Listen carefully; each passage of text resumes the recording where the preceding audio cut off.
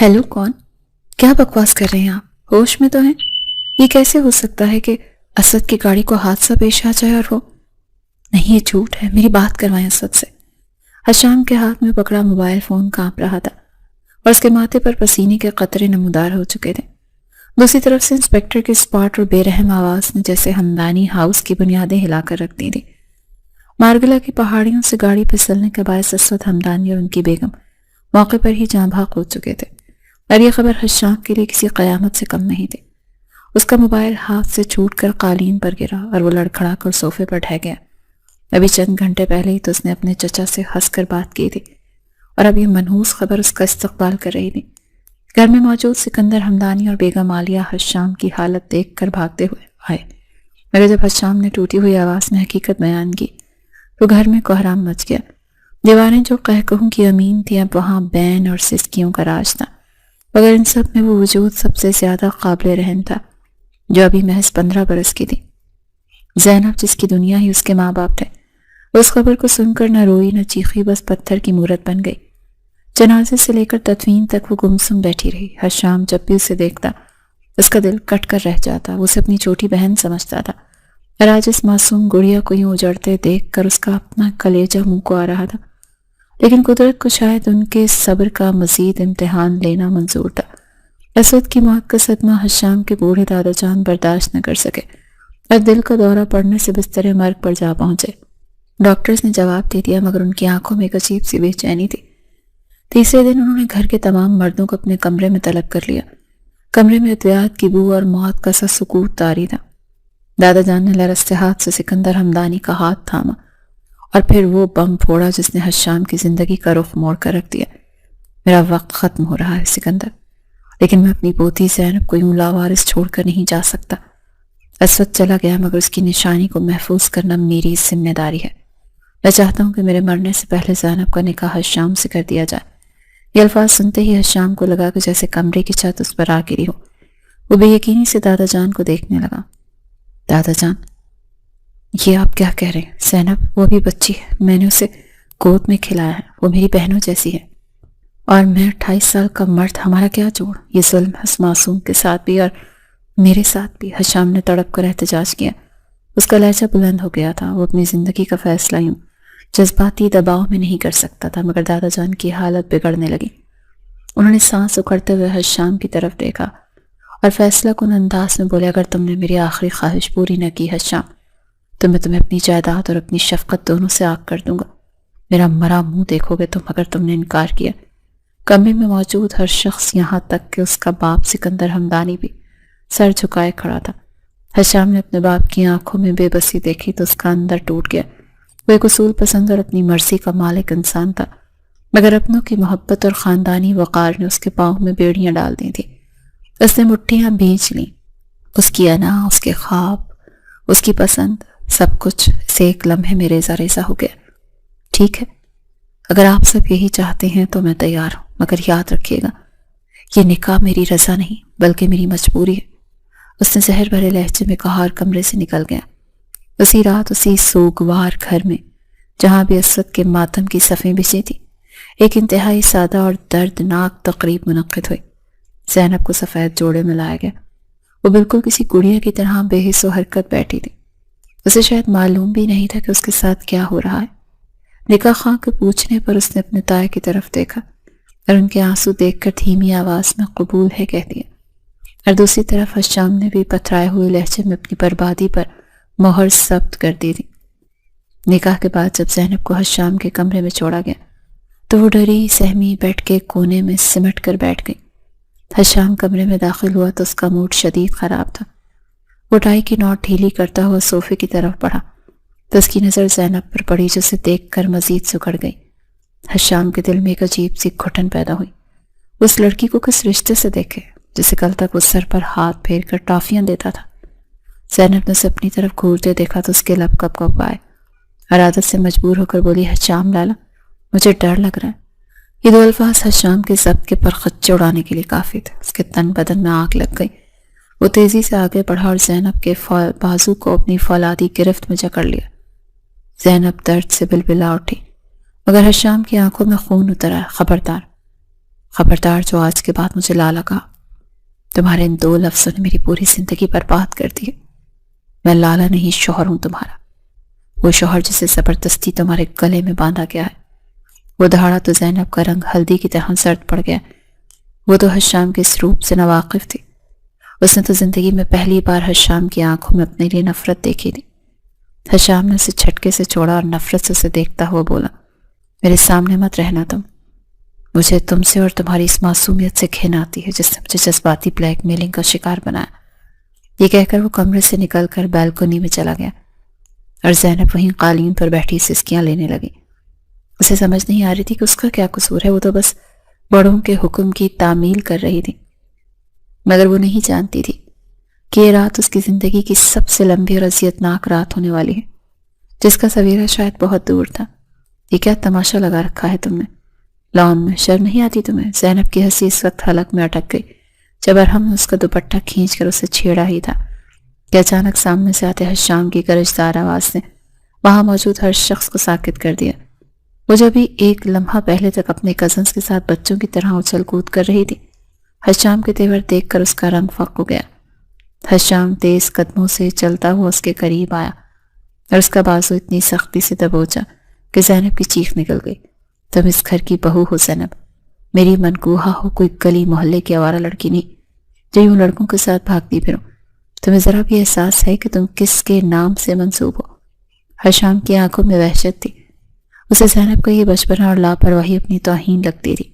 زینب نے لرزتے ہوئے ارحم اور حالہ کی طرف دیکھا جو سہمے ہوئے کھڑے تھے۔ وہ لالا، ہم تو بس کھیل رہے تھے، ارحم نے مجھے چھیڑا تھا تو اس نے روتے ہوئے صفائی دینے کی کوشش کی، مگر لالا کا لفظ سنتے ہی حشام کا ضبط جواب دے گیا۔ اس نے زینب کو جھٹکے سے چھوڑا جیسے وہ کوئی ناپاک شے۔ پہاڑ میں گیا تمہارا کھیل اور تمہارا یہ معصومیت کا ڈھونگ، جاؤ دفع ہو جاؤ میری نظروں سے، اور خبردار جب کمرے سے باہر قدم نکالا وہ دھاڑتا وہ اندر چلا گیا اور زینب وہیں گھاس پر بیٹھ کر پھوٹ پھوٹ کر رو پڑی۔ نکاح کو کچھ عرصہ بیت چکا تھا، مگر ان دونوں کے درمیان برف پگھلنے کے بجائے جمتی جا رہی تھی۔ اگرچہ رخصتی 2 سال بعد طے تھی، مگر ایک ہی گھر میں رہتے ہوئے حشام کا رویہ زینب کے لیے کسی عذاب سے کم نہ تھا۔ اسے بیوی تو دور انسان سمجھنے کو بھی تیار نہ تھا۔ حشام کے لیے زینب کا وجود ایک ایسی غلطی تھی جسے وہ سدھار نہیں سکتا تھا۔ وہ ایک سنجیدہ اور میچور انسان تھا، اور زینب کی یہ حرکتیں، یہ گڑیوں سے کھیلنا، کاغذ کی کشتیاں بنانا اور ہر وقت اچھل کود کرنا اسے زہر لگتا تھا۔ زینب نے کئی بار کوشش کی کہ وہ حشام کے معیار پر پورا اترے۔ ایک بار اس نے ڈرتے ڈرتے اس کے کپڑے استری کرنے کی کوشش کی، مگر قمیض جلا بیٹھی، جس پر حشام نے اسے وہ باتیں سنائی کہ وہ کئی دن تک سہم کر کمرے میں بند رہی۔ گھر والے بھی ان دونوں کے درمیان بڑھتی ہوئی خلیج کو محسوس کر رہے تھے، مگر دادا جان کے فیصلے کے آگے سب بے بس تھے۔ وقت پر لگا کر اڑتا رہا اور زینب اسی خوف اور امید کی کشمکش میں بڑی ہونے لگی، مگر اس کی فطرت نہ بدلی۔ وہ اب بھی وہی زینب تھی جو موقع ملتے ہی ارحم اور حالہ کے ساتھ شرارتوں میں جت جاتی تھی۔ حشام نے تنگ آ کر اسے نظر انداز کرنا شروع کر دیا تھا۔ اس نے خود کو مکمل طور پر اپنے بزنس میں غرق کر لیا تھا تاکہ گھر آ کر اسے زینب کا سامنا نہ کرنا پڑے۔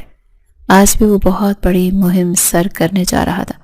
اسلام آباد والی پارٹی کے ساتھ ڈیل فائنل ہونی تھی جو اس کی کمپنی کی تاریخ کی سب سے بڑی ڈیل تھی۔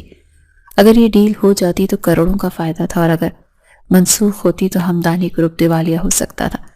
وہ رات پر جاگ کر اس اہم پروجیکٹ کی فائل تیار کرتا رہا تھا۔ صبح جب وہ تیار ہو کر نیچے اترا تو اس کا ذہن صرف اور صرف اس میٹنگ میں الجھا ہوا تھا۔ ٹینشن اور دباؤ کی وجہ سے اس نے ناشتہ بھی ٹھیک سے نہیں کیا۔ بابا میں نکل رہا ہوں، دعا کیجیے گا آج فیصلہ ہمارے حق میں ہو، اس نے سکندر ہمدانی سے کہا اور عجلت میں گاڑی کی چابی اٹھا کر باہر نکل گیا۔ اس کے وہم و گمان میں بھی نہیں تھا کہ جس فائل کے لیے وہ مہینوں سے محنت کر رہا تھا، جس میں اس کی کمپنی کا مستقبل بند تھا، وہ فائل وہ اپنے کمرے کی سائڈ ٹیبل پر ہی بھول آیا، اور یہی وہ بھول تھی جو زینب کے بچپنے اور حشام کی سنجیدگی کو ایک ایسے موڑ پر لانے والی جہاں سے واپسی کا کوئی راستہ نہیں تھا۔ او شٹ، یہ میں کیا کر بیٹھا؟ فائل، میری فائل کہاں گئی؟ گاڑی کو ایک جھٹکے سے سڑک کے کنارے روکتے ہوئے حشام کے منہ سے بے اختیار نکلا، اور اس نے دیوانہ وار پاس والی سیٹ پر ہاتھ مارا جو خالی پڑی تھی اور اسے منہ چڑھا رہی تھی۔ اس کے دماغ میں سائرن بجنے لگے، کیونکہ وہ کوئی عام فائل نہیں تھی، بلکہ اس میں وہ تمام قانونی دستاویزات اور معاہدے کی تفصیلات تھیں جن کی بنیاد پر اسلام آباد والی پارٹی کے ساتھ ڈیل فائنل ہونی تھی۔ یہ ہمدانی گروپ کی بقا کا سوال تھا، اور اگر حاجی ڈیل کینسل ہو جاتی تو کمپنی کا لاکھوں اور کروڑوں کا نقصان ہو سکتا تھا، اور اس کی مارکیٹ ویلیو خاک میں مل سکتے تھے۔ حشام کے ماتھے پر پسینے کے قطرے نمودار ہوئے۔ اسے یاد آیا کہ صبح جلد بازی میں نکلتے وقت وہ فائل سائڈ ٹیبل پر ہی بھول آیا تھا۔ اسے فوراً گاڑی کا رخ واپس گھر کی طرف موڑا ہی تھا کہ موبائل کی اسکرین روشن ہو گئی۔ سکندر حمدانی کی کال تھی۔ حشام، کہاں ہو تم؟ کلائنٹس پہنچنے والے ہیں اور تم ابھی تک غائب ہو، سب خیریت تو ہے؟ دوسری طرف سے بابا کی فکر مند آواز آئی تو حشام میں ایک گہری سانس لے کر خود کو پرسکون کرنے کی کوشش کی۔ بابا، میں بس 5 منٹ میں پہنچ رہا ہوں، ایک ضروری کاغذ گھر رہ گیا تھا، وہی لینے واپس جا رہا ہوں، آپ ان کو چائے پلائیں؟ میں اڑتا ہوا آیا۔ اس نے فون بند کیا اور ایکسیلیٹر پر پاؤں دبا دیا۔ گاڑی ہوا سے باتیں کرتی ہوئی سڑک پر دوڑ رہی تھی، مگر حشام کے دل کی دھڑکنیں اس سے بھی زیادہ تیز تھیں۔ جب وہ گھر کے پورچ میں پہنچا تو گاڑی وہیں چھوڑ کر تیزی سے اندر کی طرف لپکا۔ گھر کا ماحول حسب معمول پرسکون تھا۔ لاؤنج سے گزرتے اس کی نظر لان کی طرف پڑی، جہاں سب کزنس کھیل رہے تھے۔ زینب بھی وہیں موجود تھی، جو ارحم اور حالہ کے ساتھ بچوں کی طرح اچھل کود کر رہی تھی۔ اس کے چہرے پر وہی بے فکری اور معصومیت تھی جو حشام کو ہمیشہ ہی زہر لگتی تھی۔ وہ 17 سال کی ہو چکی تھی، مگر اس کی حرکتیں ابھی بھی 5 سال کے بچوں جیسی تھیں۔ ایک طرف حشام کی جان پر بنی تھی کہ کمپنی ڈوبنے والی ہے، دوسری طرف اس کی نام نہاد بیوی جسے گھر کی عزت اور ذمہ داری کا رتی برابر احساس نہیں تھا، وہ اپنی ہی دنیا میں مگن تھی۔ حشام نے نفرت سے رخ موڑا اور لمبے لمبے ڈگ بھرتا ہوا اپنے کمرے کی طرف بڑھ گیا۔ اس کا مقصد صرف وہ فائل اٹھانا اور واپس بھاگنا تھا۔ جب وہ کمرے میں داخل ہوا تو اس کی نظر سائڈ ٹیبل پر پڑی تو اس کے قدم وہیں جم گئے۔ ٹیبل خالی تھی، وہاں وہ نیلے رنگ کی فائل موجود نہیں تھی جسے وہ خود اپنے ہاتھوں سے رکھ کر گیا تھا۔ یہ کہاں گئی؟ ابھی تو یہیں تھی۔ اس نے بے چینی سے ادھر ادھر دیکھا، بیڈ، صوفہ، ڈریسنگ ٹیبل، ہر جگہ چھان ماری، مگر فائل کا نام و نشان نہیں تھا۔ اچانک اس کی نظر قالین پر پڑے کاغذ پر گئی۔ اس نے جھک کر وہ کاغذ اٹھایا تو اس کے پیروں تلے سے زمین نکل گئی۔ یہ اس کی فائل کا ایک اہم پیج تھا جسے پوری طرح موڑ توڑ دیا گیا تھا۔ حشام کا ذہن ایک دم سے دھماکے کے ساتھ ماضی کی طرف گیا، جب اس نے کئی بار ارحم اور حالہ کو کاغذوں کی کشتیاں اور جہاز بنا کر پانی میں چھوڑتے دیکھا تھا۔ ایک خوفناک خیال اس کے دل کو جکڑ گیا، کہیں ان لوگوں نے میری فائل کے ساتھ بھی؟ نہیں نہیں نہیں، یہ نہیں ہو سکتا۔ اس کے حلق میں کانٹے چبھنے لگے۔ اگر اس کا شک درست تھا تو یہ اس کی زندگی کا سب سے بڑا نقصان ہونے والا تھا۔ وہ مٹھی میں کاغذ بھینچے دیوانگی کے عالم میں کمرے سے باہر کی طرف بھاگا۔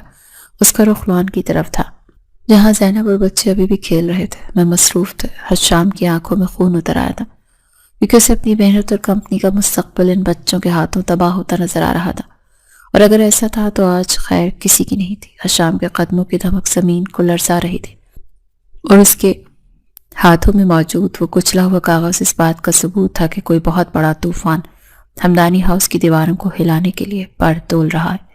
وہ راہداری عبور کرتا ہوا جب پورچ کی طرف بڑھا تو اس کی آنکھوں میں وحشت رقص کر رہی تھی۔ اس کا ذہن ابھی بھی اس بات کو تسلیم کرنے سے انکاری تھا کہ اس کی راتوں کی نیندیں حرام کر کے بنائی گئی محنت یوں ضائع ہو سکتی ہے۔ وہ فائل محض چند کاغذوں کا مجموعہ نہیں تھی، بلکہ ہمدانی گروپ آف انڈسٹریز کا مستقبل تھی، جس پر سینکڑوں ملازمین کے روزگار اور خاندان کی عزت کا دار و مدار تھا۔ اگر وہ کاغذات ضائع ہو جاتے تو اپنے باپ سکندر حمدانی کو کیا منہ دکھاتا، جس وقت کلائنٹس کے سامنے بیٹھے اس کی آمد کے منتظر تھے، اور اتنے شدید ذہنی دباؤ اور غصے کی کیفیت میں وہ لان کے داخلی دروازے پر پہنچا تو سامنے کا منظر دیکھ کر اس کے جسم کا سارا خون جیسے پیروں میں جم گیا۔ لان میں دوپہر کی کیلی دھوپ پھیلی ہوئی تھی اور سوئمنگ پول کا نیلا پانی سورج کی شعاؤں سے چمک رہا تھا، مگر حشام کی نظر اس چمک پر نہیں بلکہ پانی کی سطح پر تیرتی ان سفید چیزوں پر جم گئی جو ہوا کے دوش پر ہچکولے کھا رہی تھی۔ یہ منظر اتنا بھیانک اور دل دہلا دینے والا تھا کہ حشام کی سانسیں پل بھر کے لیے رک گئیں۔ وہ کشتیاں تھیں، کاغذ کی بنی ہوئی درجنوں کشتیاں، جو زینب، ارحم اور حالہ نے بڑی مہارت اور خوشی سے بنا کر پول میں اتاری تھیں، اور وہ آہستہ آہستہ پانی جذب کر کے ڈوبنے کے قریب تھیں۔ حشام کو اپنی آنکھوں کے آگے اندھیرا چھاتا محسوس ہوا جب اس نے غور کیا کہ ان کشتیوں پر وہی مخصوص سرکاری مہریں اور ٹائپ شدہ تحریر نظر آ رہی تھی جو اس کی ڈیل کے فائنل کا حصہ تھی۔ نہیں، یہ نہیں ہو سکتا، یا اللہ یہ خواب ہو۔ اس کے دل سے ایک بے آواز چیخ نکلی۔ اس کی برسوں کی محنت، اس کی ساکھ، اس کا وقار، سب کچھ اس کی آنکھوں کے سامنے زینب کے بچپنے کی بھینٹ چڑھ رہا تھا۔ پانی میں گھلتی ہوئی سیاہی اسے اپنے ارمانوں کا خون لگ رہی تھی۔ یہ صدمہ اتنا شدید تھا کہ چند لمحوں کے لیے وہ گم کھڑا رہ گیا۔ دوسری طرف پول کے کنارے بیٹھی زینب اور بچے اپنی دھن میں مگن تھے، اور ہم ایک اور کاغذ پھاڑ کر اس کی کشتی بنا رہا تھا، جبکہ زینب تالیاں بجا کر اپنی کشتی کو آگے بڑھانے کا مشورہ دے رہی تھی۔ اسے خبر ہی نہیں تھی کہ اس کی پشت پر کھڑا شخص کس عذاب سے گزر رہا ہے اور اس کی یہ معصوم خوشی کتنی مہنگی پڑنے والی ہے۔ اچانک حشام کا ضبط کا بندھن ٹوٹا اور اس کے حلق سے ایک ایسی دھاڑ نکلی جس نے لان میں موجود ہر جی روح کو ہلا کر رکھ دیا۔ یہ کیا کیا تم لوگوں نے؟ اس کی آواز میں شیر جیسی گرج تھی۔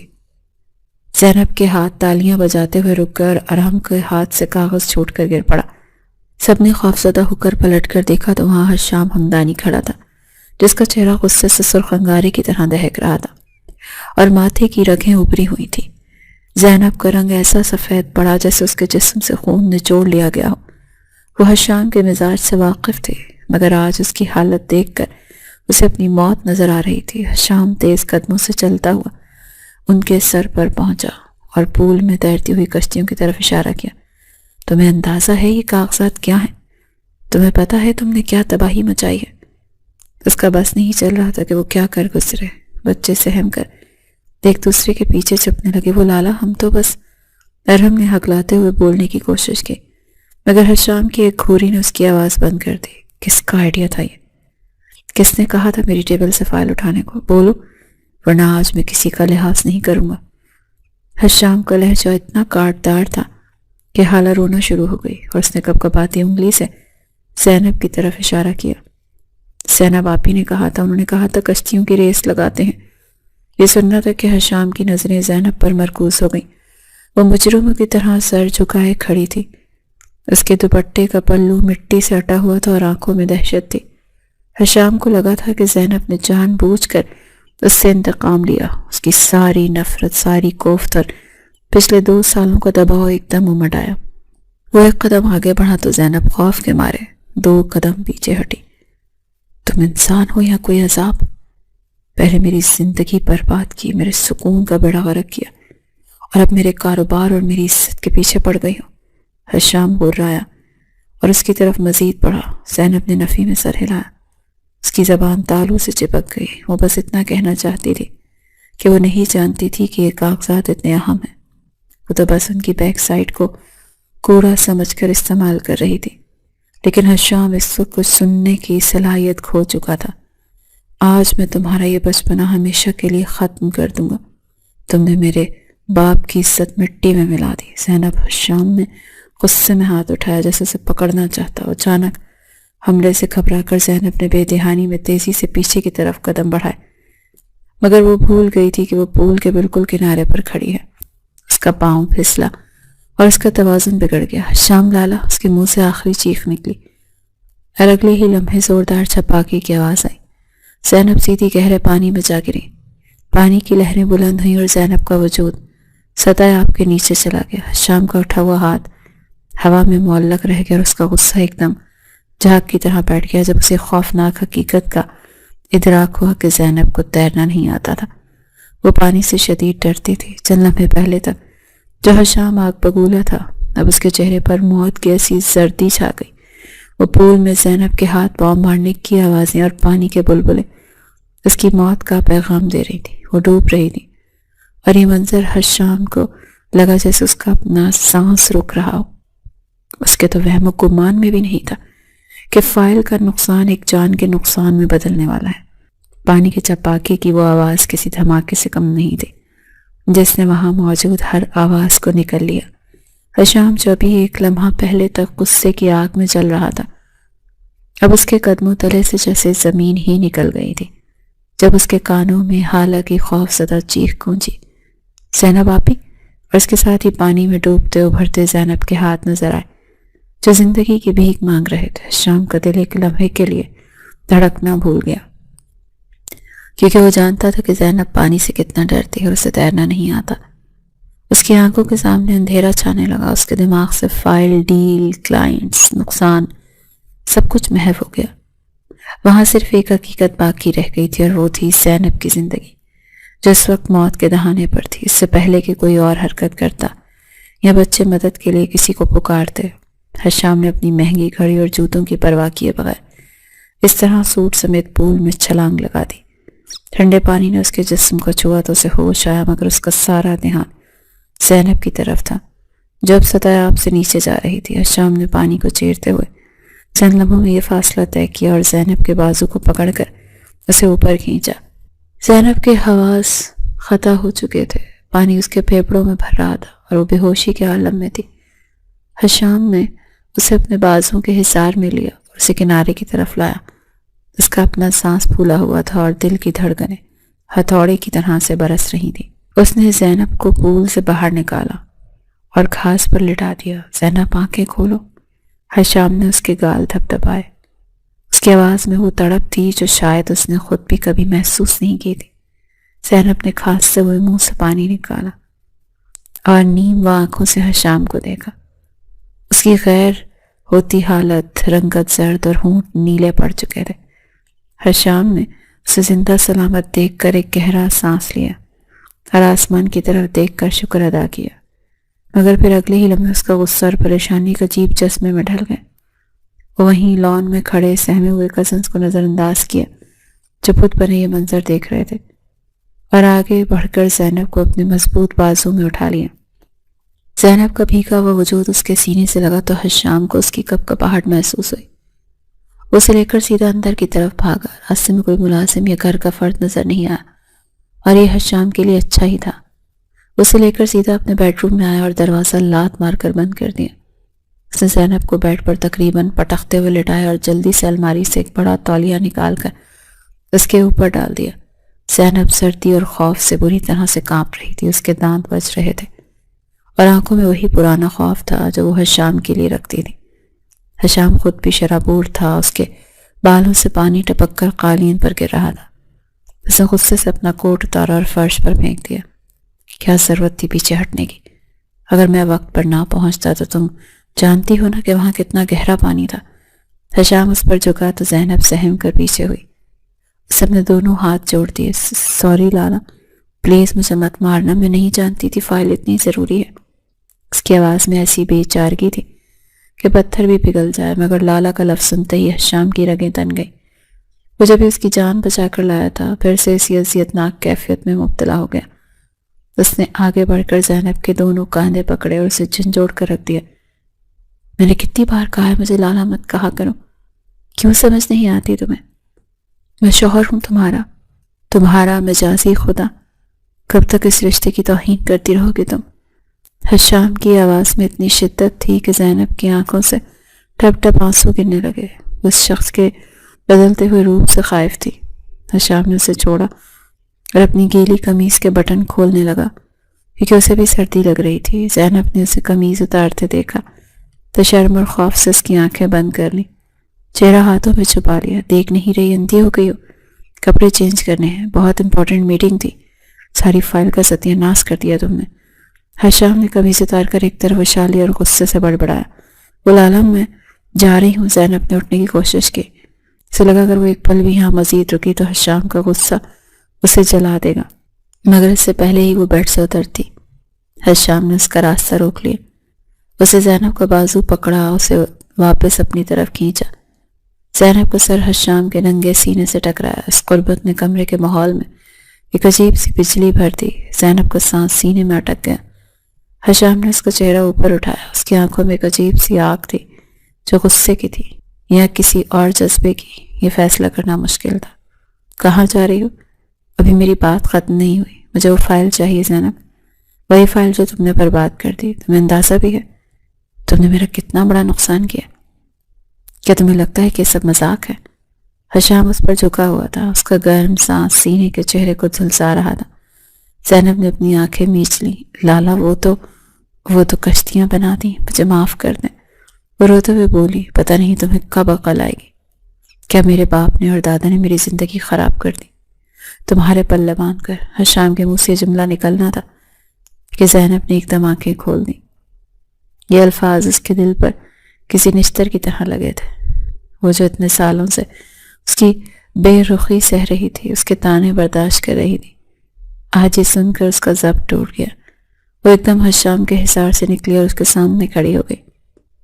اس کی آنکھوں میں آنسو تھے مگر لہجے میں ایک نئی طاقت جو شاید محبت کی طاقت تھی۔ آپ کی زندگی خراب ہو گئی؟ اور میری زندگی کا کیا؟ زینب نے پہلی بار اس کی آنکھوں میں آنکھیں ڈال کر سوال کیا۔ حشام حیرت سے اسے دیکھنے لگا۔ یہ وہ زینب تو نہیں تھی جو اس کے سائے سے بھی ڈرتی تھی۔ میں پاگل ہوں حشام صاحب، میں پاگل ہوں جو آپ سے اتنی محبت کرتی ہوں، اور آپ کہتے ہیں کہ آپ کی زندگی خراب ہو گئی۔ الفاظ زینب کے منہ سے ادا ہوئے یا کوئی بم پھٹا۔ کمرے میں موت جیسی خاموشی چھا گئی۔ حشام کا ہاتھ جو غصے سے اٹھا ہوا تھا وہیں ہوا میں معلق رہ گیا۔ وہ ہکا بکا رہ گیا۔ اسد اپنے کانوں پر یقین نہیں آ رہا تھا، جیسے وہ کم عمر، نادان اور بچی سمجھتا تھا، جس کے بارے میں اس کا خیال تھا کہ وہ جذبات سے آ رہی ہے۔ وہ آج اس کے منہ پر اپنی محبت کا اعتراف کر رہی تھی۔ کیا کہا ہے تم نے؟ حشام کی آواز مدھم پڑ گئی۔ اس کا سارا غصہ، ساری انا جیسے سے ایک جملے نے نچوڑ لی تھی۔ زینب نے اپنی بھیگی ہوئی پلکیں اٹھا کر اسے دیکھا۔ اس کی نظروں میں شکوہ بھی تھا اور اقرار بھی۔ وہی کہا ہے جو آپ نے سنا۔ آپ میری سننا ہی کب چاہتے ہیں؟ آپ کو تو بس اپنی فائل اور اپنے نقصان کی فکر ہے۔ کبھی اس دل کا نقصان نہیں دیکھا جو روز آپ کی بے رخی سے ٹوٹتا ہے۔ یہ کہتے ہوئے زینب وہاں سے مڑی اور تیزی سے باتھ روم میں گھس کر دروازہ بند کر لیا۔ حشام وہیں مجسمہ بنا کھڑا رہ گیا۔ اس کے دماغ میں زینب کے الفاظ گونج رہے تھے۔ میں پاگل ہوں جو آپ سے محبت کرتی ہوں۔ آج اسے وہ کم عمر زینب کچھ الگ لگی تھی۔ وہ نہیں جانتا تھا کہ وہ نکاح کے بعد محبت کے جذبات دل میں چھپائے بیٹھی ہے۔ اس اعتراف نے حشام کے دل کی دنیا میں زلزلہ برپا کر دیا تھا۔ فائل، نقصان، میٹنگ، سب کچھ ثانوی ہو گیا۔ اس وقت اگر کچھ اہم تھا تو وہ باتھ روم کے بند دروازے کے پیچھے سے سکتی ہوئی وہ لڑکی جو نادان ہوتے ہوئے بھی اپنے دل کا سودا کر بیٹھی تھی۔ باتھ روم کا دروازہ بند ہونے کے بعد کمرے میں چھانے والی خاموشی باہر کے شور سے زیادہ پرشور تھی۔ حشام اس طرح ساکت کھڑا تھا جیسے کسی نے اس پر زہر پھونک دیا ہو۔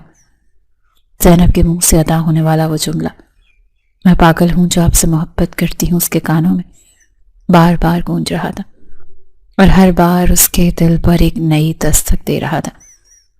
وہ جس لڑکی کو کل تک ایک ضدی، لاپرواہ اور نادان بچی سمجھتا تھا، جس کے وجود کو وہ اپنی زندگی کا روگ سمجھتا تھا، آج اس لڑکی نے چند لفظوں میں اس کے غرور، اس کی انا اور اس کی سنجیدگی کے سارے بت پاش پاش کر دیے تھے۔ حشام نے بے اختیار اپنا ہاتھ اپنے دل پر رکھا۔ جہاں ایک عجیب سی ہلچل تھی، یہ دھڑکن خوف کی نہیں، نہ ہی غصے کی، بلکہ اس احساس ندامت کی تھی جو اسے اپنے رویے پر ہو رہا تھا۔ اس نے سوچا بھی نہیں تھا کہ وہ لڑکی جسے وہ نظر انداز کرتا آیا ہے، جس کی معصومیت کو وہ حماقت سمجھتا رہا ہے، وہ اپنے ننھے سے دل میں اس کے لیے اتنی گہری محبت چھپائے بیٹھی۔ اس اعتراف نے حشام کے اندر کے مرد کو جگا دیا تھا، اور اسے اچانک اپنی وہ تمام زیادتیاں یاد آنے لگیں جب اس نے زینب کو جھڑکا تھا، اسے رلایا تھا، اور بدلے میں زینب نے ہمیشہ خاموشی سے سر جھکایا تھا۔ میں کتنا اندھا تھا، وہ بڑبڑایا، اور اس کی نظر زمین پر پڑے گیلے تولیے پر گئی جو زینب نے بھی استعمال کیا، تو اس کے دل میں ایک ٹیس سی اٹھی۔ ایک شدید خواہش پیدا ہوئی کہ وہ بھی اس دروازے کو کھلوائے اور زینب کو بتا دے کہ وہ تنہا نہیں ہے، مگر اس کی انا اور مردانہ وجاہت ابھی بھی آڑے آ رہی تھی۔ وہ جانتا تھا کہ ابھی اس کا دماغ الجھا ہوا ہے، ابھی وہ کسی بھی فیصلے پر پہنچنے سے قاصر ہے۔ اس نے گہری سانس لی اور اپنے گیلے کپڑے تبدیل کرنے لگا۔ اس دوران اس کا موبائل مسلسل بج رہا تھا، سکندر ہمدانی کی کالز آ رہی تھیں، مگر حشام نے فون سائلنٹ پر لگا کر ایک طرف پھینک دیا۔ آج اسے کسی کلائنٹ، کسی ڈیل یا کسی منافع کی پرواہ نہیں تھی۔ اس کا سب سے بڑا سرمایہ تو اس کے کمرے میں موجود تھا، جسے وہ کھونے کے قریب تھا۔ تقریباً آدھے گھنٹے بعد باتھ روم کا دروازہ آہستگی سے کھلا اور زینب باہر نکلی۔ اس کی آنکھیں رونے کی وجہ سے سرخ ہو رہی تھیں اور چہرہ مرجھایا ہوا تھا۔ اس نے ڈرتے ڈرتے نظر اٹھا کر کمرے کا جائزہ لیا۔ اسے یقین تھا کہ حشام ابھی بھی غصے میں ہوگا اور شاید اس پر ہاتھ اٹھائے، مگر سامنے کا منظر دیکھ کر وہ ٹھٹک گئی۔ حشام صوفے پر بیٹھا، سر جھکائے، گہری سوچ میں گم تھا۔ اس نے زینب کے قدموں کی آہٹ سنی تو سر اٹھا کر اسے دیکھا۔ اس بار اس کی نگاہوں میں وہ روایتی سختی اور سرد مہری نہیں تھی جس کی زینب عادی تھی۔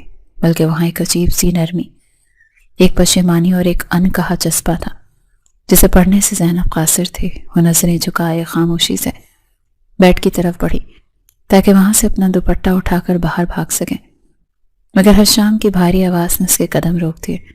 زینب! یہ پکار اتنی نرم تھی کہ زینب کا دل اچھل کر حلق میں آ گیا۔ وہ وہیں رک گئی مگر مڑ کر نہیں دیکھا۔ جی؟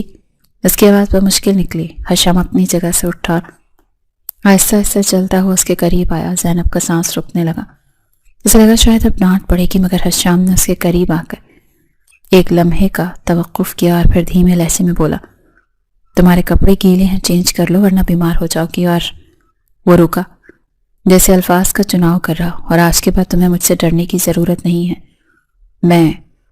میں وہ فائل دوبارہ تیار کر لوں گا، نقصان پورا ہو جائے گا، مگر جو بات تم نے کہی ہے۔ حشام نے جملہ ادھورا چھوڑ گیا کیونکہ اسے سمجھ نہیں آ رہا تھا کہ وہ کیا کہے۔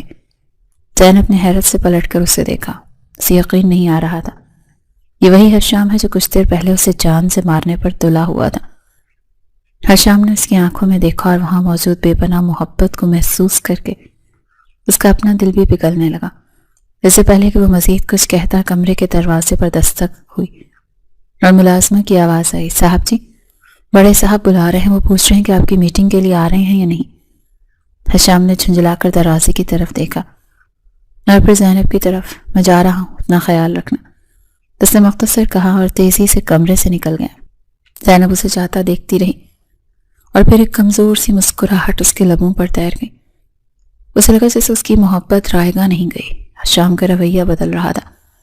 ادھر حشام جب نیچے پہنچا تو سکندر حمدانی پریشانی کے عالم میں ٹہل رہے تھے۔ حشام، کہاں رہ گئے تھے تم؟ کلائنٹ سے انتظار کر کے چلے گئے، وہ ڈیل کینسل کر کے، تمہیں اندازہ ہے ہمارا کتنا نقصان ہوا؟ باپ کی پریشان آواز سن کر حشام کے چہرے پر کوئی ملال نہیں آیا۔ اس نے اطمینان سے باپ کے کاندھے پر ہاتھ رکھا۔ بابا جان، جان ہے تو جہان ہے، ڈیل پھر مل جائے گی، پیسہ پھر آ جائے گا، مگر آج میں نے جو کچھ سیکھا ہے وہ کروڑوں سے زیادہ قیمتی ہے۔ سکندر حمدانی حیرت سے بیٹے کا چہرہ دیکھنے لگے جو نقصان پر افسردہ ہونے کے بجائے پرسکون لگ رہا تھا۔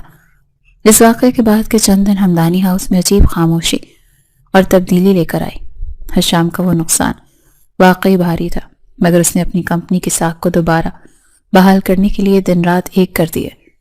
اس مصروفیت کے باوجود اس کا دھیان گھر میں موجود زینب کی طرف رہتا تھا۔ زینب نے بھی خود کو بدل لیا، وہ اب پہلے کی طرح بچوں کے ساتھ اچھل کود نہیں کرتی تھی، بلکہ اس کے اندر ایک سنجیدگی اور وقار آ گیا تھا۔ وہ حشام کے سامنے آنے سے کتراتی تھی، اسے شرم آتی تھی کہ اس نے اپنی محبت کا اظہار کر دیا ہے، لیکن حشام اب اسے چھپ چھپ کر دیکھتا تھا۔ اسے زینب کی یہ ادا، یہ شرمانا، یہ خود کو بدل لینا اپنے لیے کسی تحفے سے کم نہیں لگ رہا تھا۔ وہ اکثر رات کو لیٹ آتا اور چپکے سے سوئی ہوئی زینب کو دیکھتا رہتا۔ اسے احساس ہو چکا تھا کہ وہ اس نادان لڑکی کی محبت میں گرفتار ہو چکا ہے۔ وہ اب مزید انتظار نہیں کر سکتا تھا، اس دوری نے اس کے اندر کی بے چینی کو بڑھا دیا تھا۔ آخرکار ایک شام جب پورا گھر لاؤنج میں جمع تھا اور چائے پی جا رہی تھی تو حشام نے اپنا کپ میز پر رکھا اور سب کی توجہ اپنی طرف مبذول کروائی۔ بابا، مجھے آپ سے ایک ضروری بات کرنی۔ اس کی آواز میں ایک ایسا عزم تھا جس نے سب کو چونکا دیا۔ سکندر حمدانی نے اخبار سے نظر ہٹا کر اسے دیکھا۔ ہاں بولو بیٹا، سب خیریت تو ہے؟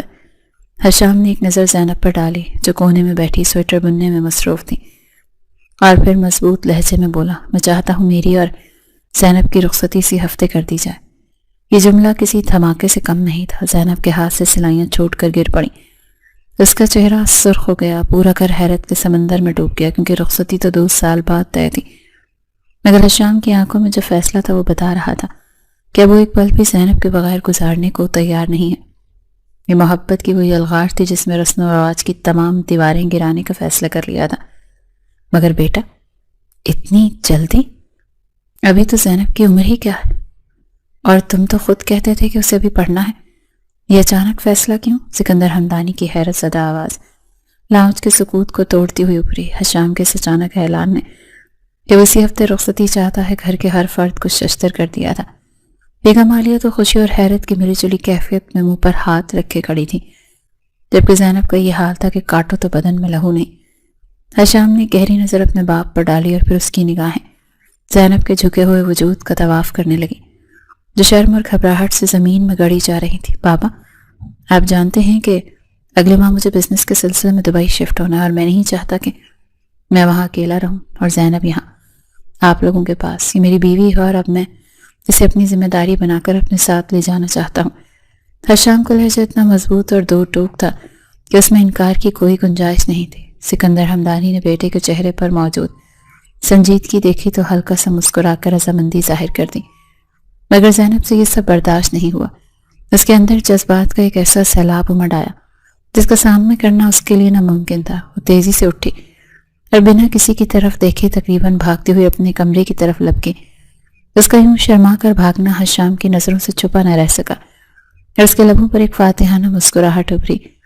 2 دن حمدانی ہاؤس میں ہنگامی بنیادوں پر تیاریاں شروع ہو چکی تھیں۔ اگرچہ نکاح پہلے ہو چکا تھا مگر رخصتی کی رسم دھوم دھام سے ہونی تھی۔ زینب اب پہلے کی طرح بچوں کے ساتھ اچھل کود نہیں کرتی تھی بلکہ اپنے کمرے تک محدود ہو گئی تھی۔ وہ زینب جو کل تک چھتوں پر پتنگیں اڑاتی تھی اب نظریں جھکائے شرماتی پھرتی تھی، اور حشام کی حالت تو سب سے عجیب تھی۔ وہ آفس جاتا تو اس کا دھیان گھر میں ہوتا، گھر آتا تو اس کی نظریں زینب کو ڈھونڈتی۔ یہ آنکھ مچولی حشام کو دیوانہ کر رہی تھی۔ رخصتی سے ایک رات پہلے گھر میں مہندی کا فنکشن تھا۔ زینب پیلے رنگ کے جوڑے میں ملبوس کچن کی طرف گئی تاکہ پانی پی سکے کہ اچانک کسی نے پیچھے سے دروازہ لاک کر دیا۔ زینب پلٹی تو سامنے حشام کھڑا تھا۔ مدھم روشنی میں اس کا چہرہ بےحد پرکشش اور پرجلال لگ رہا تھا۔ حشام، آپ یہاں کیا کر رہے ہیں؟ زینب نے گھبرا کر پوچھا، مگر حشام نے اطمینان سے اس کا راستہ روک لیا اور اس کے اتنا قریب آیا کہ زینب کو اس کی سانسوں کی تپش محسوس ہونے لگی۔ دیکھ لینے تو اپنی بیوی کے پاس آیا ہوں، کوئی گناہ نہیں کر رہا۔ حشام کا لہجہ بھاری اور سرگوشی نما تھا۔ تو مجھ سے بھاگ کیوں رہی ہو زینب؟ اس دن تو بڑا دعویٰ کر رہی تھی کہ پاگل ہوں جو محبت کرتی ہوں۔ اب جب میں اس محبت کا جواب دینے آیا ہوں تو تم چھپ رہی ہو۔ حشام کے اس جملے نے زینب کو پانی پانی کر دیا۔ وہ تو میں نے غصے میں کہا تھا۔ اس نے جھوٹ بولنے کی ناکام کوشش کی تو حشام نے اس کے گال کو انگلی سے چھوا اور مسکرا کر بولا، اچھا تو پھر تیار رہنا، کیونکہ میں غصے میں کہی گئی باتوں کا بدلہ بہت سود سمیت لیتا ہوں، اور وہ بدلہ میں کل رات لوں گا۔ یہ کہہ کر اس نے راستہ چھوڑ دیا اور زینب لرزتے قدموں سے وہاں سے نکلی تو اسے لگا جیسے اس کے پیر زمین پر نہیں پڑ رہے۔ حشام کا وہ جملہ اس کے وجود میں آگ لگا گیا تھا۔ اگلی صبح سورج اپنی تمام تر آب و تاب کے ساتھ طلوع ہوا۔ یہ وہ دن تھا جب زینب کو ہمیشہ کے لیے اپنا گھر چھوڑ کر حشام کے سنگ جانا تھا۔ بارات کی آمد پر جب حشام نے شیروانی میں ملبوس ہال میں قدم رکھا تو اس کی نظریں سیدھے اسٹیج پر بیٹھی زینب پر جم گئی۔ اسے لگا جیسے کائنات سمٹ کر بس اسی ایک نقطے پر آ گئی ہے۔ اس کی آنکھوں میں ستائش اور ملکیت کا ایسا رنگ تھا جس نے زینب کے دل کو ایک انوکھا اطمینان بخشا۔ وہ جان گئی تھی کہ اب وہ تنہا نہیں ہے۔ اس کا محافظ، اس کا شوہر، اس کا لالا اب اس کا عاشق بن کر اسے اپنے ساتھ لے جانے کے لیے تیار کھڑا ہے۔ ہال میں بجنے والی شہنائیوں کی گونج اب سسکیوں میں ڈھل چکی تھی، کیونکہ وہ کھڑی آن پہنچی تھی جس کا ہر لڑکی کو انتظار بھی ہوتا ہے اور خوف بھی۔ رخصتی کا وقت زینب جب اپنے باپ کی دہلیز سے نکلنے لگی تو اسے یوں لگا جیسے اس کا کلیجہ کٹ رہا ہو۔ اس کی آنکھیں اپنے والدین کو ڈھونڈ رہی تھی جو آج اس اہم دن پر موجود نہیں تھے۔ سکندر حمدانی نے آگے بڑھ کر لرزتے ہاتھوں سے قرآن کا سایہ اس کے سر پر کیا تو ان کی اپنی داڑھی آنسوؤں سے تر ہو گئی۔ میری بیٹی، آج تم پرائے گھر جا رہی ہو، مگر یاد رکھنا وہ گھر بھی تمہارا ہی ہے۔ اسود بھائی نہیں ہے تو کیا ہوا، میں تو زندہ ہوں۔ انہوں نے زینب کا ماتھا چوما اور پھر اس کا ٹھنڈا یخ ہاتھ حشام کے مضبوط ہاتھ میں تھما دیا۔ حشام، میں اپنی عزت اپنی بیٹی تمہارے حوالے کر رہا ہوں، اس کا خیال رکھنا۔ حشام نے باپ کی نم آنکھوں میں دیکھا اور ایک پختہ عزم کے ساتھ زینب کی ہتھیلی کو اپنی گرفت میں لے لیا۔ آپ بے فکر رہیں بابا، زینب میری عزت ہے اور اپنی عزت کی حفاظت کرنا میں خوب جانتا ہوں۔ اس جملے میں ایک ایسا مان تھا جس نے زینب کو روتے ہوئے دل کو قرار بخشا۔ گاڑی میں بیٹھتے ہی زینب نے اپنا چہرہ گھٹنوں میں چھپا لیا۔ گاڑی کی کھڑکیوں سے گزرتے ہوئے شہر کی روشنیوں کو دیکھ کر اسے اپنا ماضی یاد آ رہا تھا۔ وہ بچپن، وہ شرارتیں، وہ کاغذ کی کشتیاں، وہ حشام لالا جسے وہ دیکھ کر چھپ جاتی تھی، آج وہی شخص اس کے برابر میں بیٹھا تھا اور اب وہ صرف اس کا شوہر تھا۔ حشام نے ڈرائیونگ سیٹ کے بجائے آج پچھلی نشست سنبھالی تھی۔ اس نے خاموشی سے زینب کا کانپتا ہوا ہاتھ اپنے ہاتھ میں لے لیا۔ زینب نے چونک کر اسے دیکھا، مگر حشام کی نظریں سامنے تھیں۔ اس کے لبوں پر ایک ہلکی سی مسکراہٹ تھی۔ اب رونا بند کرو، میں تمہیں کسی جیل خانے میں نہیں لے کر جا رہا، اپنے گھر لے جا رہے ہیں ہم۔ اس کے لہجے کی نرمی نے زینب کو حیران کر دیا۔ گھر پہنچنے تک زینب کی دھڑکنیں کسی طبل کی طرح بج رہی تھیں۔ رسموں کے بعد جب اسے دلہن بنا کر اس کمرے میں بٹھایا گیا جہاں کچھ عرصہ پہلے تک وہ حشام کی صرف ڈانٹ کھاتی تھی، تو اسے ہر چیز ہی بدلی ہوئی نظر آ رہی تھی۔ کمرے کو گلاب اور موتیے کے پھولوں سے سجایا گیا تھا، جن کی بھینی بھینی خوشبو نے ماحول کو مزید سحر انگیز بنا دیا تھا۔ زینب بیڈ کے وسط میں سمٹ کر بیٹھی ہوئی تھی اور اس کا دل چاہ رہا تھا کہ زمین پھٹے اور وہ اس میں سما جائے۔ کچھ دیر بعد دروازے کے لاک کھلنے کی آواز آئی اور زینب کا سانس حلق میں اٹک گیا۔ حشام اندر داخل ہوا تو اس نے شیروانی اتار کر ایک طرف رکھی اور آہستگی سے چلتا ہوا بیڈ کی طرف آیا۔ کمرے میں چھائی خاموشی میں صرف ان دونوں کی سانسوں کی آوازیں ہی سنائی دے رہی تھیں۔ حشام نے بیڈ کے کنارے بیٹھ کر زینب کی طرف دیکھا جو گھونگھٹ میں چھپی لرز رہی تھی۔ اس نے آگے بڑھ کر نرمی سے اس کے سر سے بھاری دوپٹہ ہٹایا تو زینب کا جھکا ہوا چہرہ کسی چاند کی طرح نکل کر حشام کی آنکھوں میں آیا۔ ستائش کی ایسی چمک تھی جیسے دیکھ کر زینب کی پلکیں بوجھل ہو گئیں۔ وہ جانتی تھی کہ یہ رات ان کے رشتے کی نئی شروعات ہے، وہ رات جب نادانی کے پردے ہٹ جائیں گے اور محبت کا حقیقی سفر شروع ہوگا۔ حشام نے اس کی ٹھوڑی کو اپنی انگلیوں کی پوروں سے چھوا اور اس کا چہرہ اوپر اٹھایا۔ زینب نے نہ چاہتے ہوئے بھی اپنی جھیل سی آنکھیں اٹھا کر اپنے مجازی خدا کو دیکھا، جس کی آنکھوں میں آج صرف اور صرف محبت ٹھاٹھے مار رہی تھی۔ کمرے میں پھیلی ہوئی موتی اور گلاب کی مہک نے ماحول پر ایک سحر طاری کر رکھا تھا، مگر اس سحر سے زیادہ وہ خاموشی بول رہی تھی جو حشام اور زینب کے درمیان حائل تھی۔ حشام کی نظریں زینب کے جھکے ہوئے چہرے کا طواف کر رہی تھی۔ وہ سرخ جوڑے میں ملبوس کسی کھلے ہوئے گلاب کی طرح سے لگ رہی تھی۔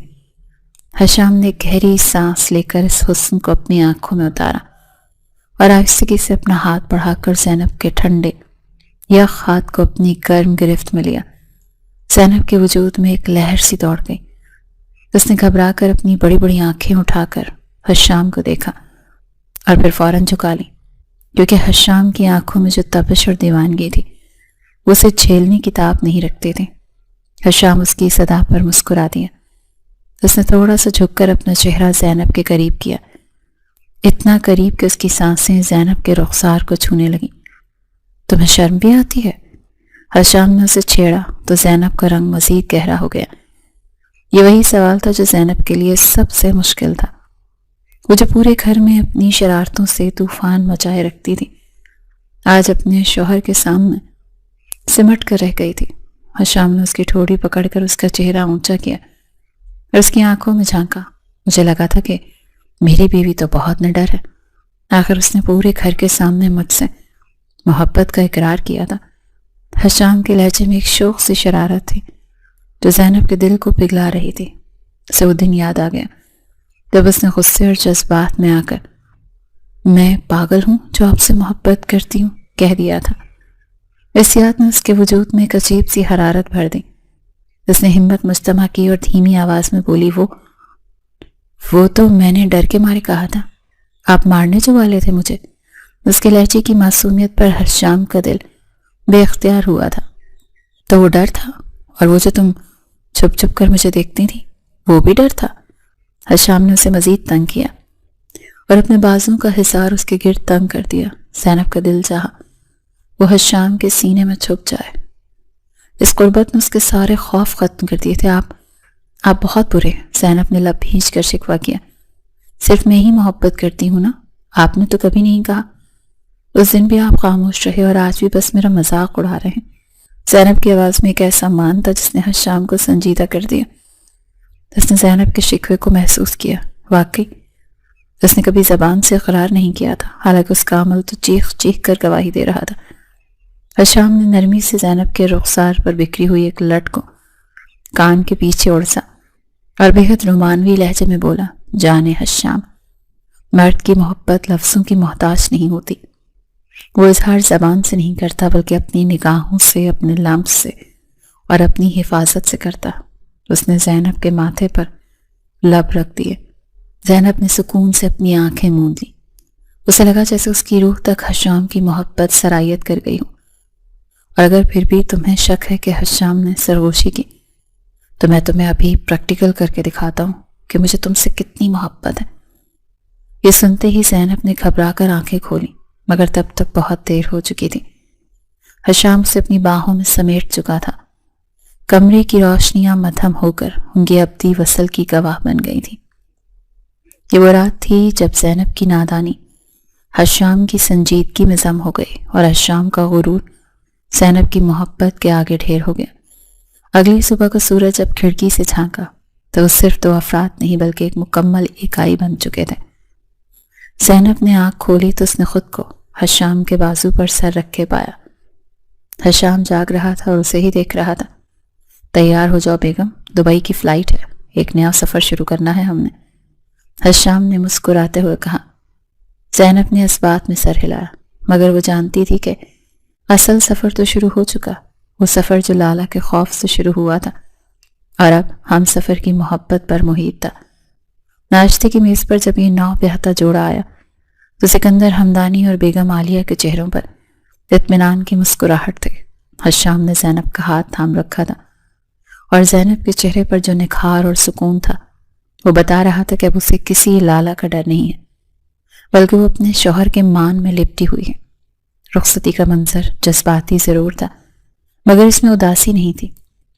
گاڑی میں بیٹھتے ہوئے زینب نے مڑ کر اپنے گھر کو دیکھا، جہاں اس کا بچپن گزرا تھا، جہاں اس نے کاغذ کی کشتیاں بنائی تھیں، جہاں اس نے حشام سے چھپ کر آنسو بہائے تھے۔ آج وہ سب یادیں ماضی کا حصہ بن چکی تھی۔ حشام نے گاڑی سٹارٹ کی اور زینب کی طرف دیکھا۔ کیا سوچ رہی ہو؟ اس نے نرمی سے پوچھا۔ زینب نے مسکرا کر نفی میں سر ہلایا اور اپنا سر حشام کے کاندھے پہ رکھ دیا۔ اسے یوں لگا جیسے وہ دنیا کی محفوظ ترین پناہ گاہ میں آ گئی ہے، جہاں زمانے کی کوئی بھی تلخی اس تک نہیں پہنچ سکتی۔ یہ وہ دائمی سکون تھا جس کے لیے اس کا دل برسوں سے ترس رہا تھا۔ کچھ نہیں، بس سوچ رہی ہوں کہ وہ فائل اگر گم نہ ہوتی تو شاید ہم آج یہاں نہ ہوتے۔ حشام نے ایک زوردار قہقہہ لگایا اور اس کا ہاتھ اپنے ہاتھ میں دبا لیا۔ اس فائل کا تو پتہ نہیں زینب، مگر تم نے میرا دل ضرور چرا لیا ہے۔ اب ہم دبئی جا رہے ہیں، جہاں تم، میں اور ہماری محبت ہوگی۔ کوئی کاغذ کی کشتی نہیں ہوگی جسے ڈوبنے کا خطرہ ہو۔ گاڑی ایئرپورٹ کے راستے پر رواں دواں تھی اور ان دونوں کی زندگی خوشیوں کے اس راستے پر چل پڑی تھی جہاں اب صرف محبت کی حکمرانی تھی۔ یہ کہانی جو نفرت، ڈر اور مجبوری سے شروع ہوئی تھی، بالآخر ایک خوبصورت موڑ پر آ کر امر ہو گئی تھی۔ نادان دل اب نادان نہیں رہے تھے، وہ جان گئے تھے کہ زندگی کا اصل حسن ایک دوسرے کا ہاتھ تھام کر چلنے میں ہے، اور یہی ان کی محبت کی معراج تھی۔